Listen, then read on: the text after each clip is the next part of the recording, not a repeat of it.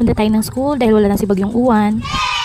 Actually, before ng bagyo, nakaready naman ang mga classroom namin kasi madalas kaming ini-evacuatean. Okay! Inuwi ko nga pala yung printer tsaka yung mga importanteng mga documents sa bahay para in case nasa akin, madali kong itataas. Tsaka plano ko din mag-print ng mga materials para sa aming demo. Kaya lang, kinagabihan, nag-run out na agad. Hindi din ako nakaprint.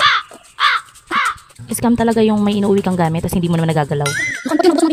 Kasalanan talaga to ng brand out. Trabahong-trabaho pa naman ako. So, ito yung aftermath ng bagyong Uwan sa amin. Yung plug pole namin na tiko. Tapos yan, naputol yung sanga. Doon din sa kabila, may naputol din na sanga kaya walang madaanan. Buti na lang, 1 week before ng bagyo, nakapaputol na kami ng ibang mga puno. Kundi pati yung mga bubong doon sa kabila, sa grade 1, sira-sira.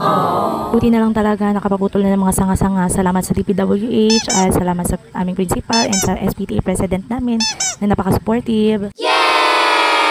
So, ito na yung classroom ko. Salamat sa mga nag-evacuate. Malinis naman nilang iniwan ang classroom ko. Thank you so much. Pumunta na din ako dyan sa school nung hindi mo naman nasabing during ng bagyo. Bago pa magbagyo, pero may mga evacuate na. Nagbilin ako ng mga importanteng babala.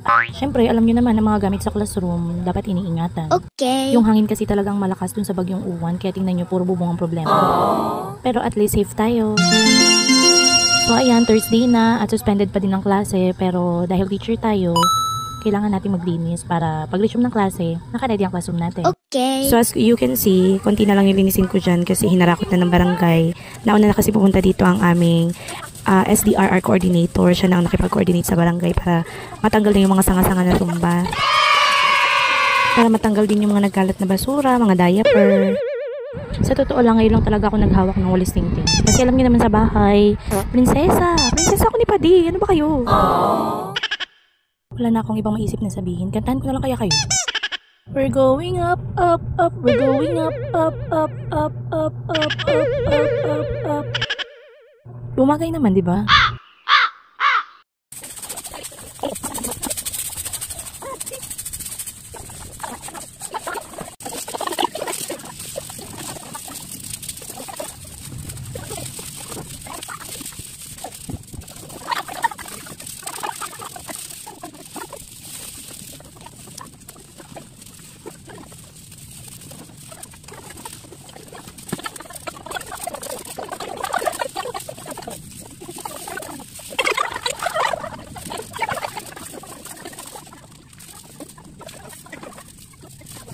And tadan! Ayan, tapos na kami maglinis, kaya nag-meeting na kami ngayon. Nagtatalo-talo talaga kami kung saan kami kakain kasi mga gutom na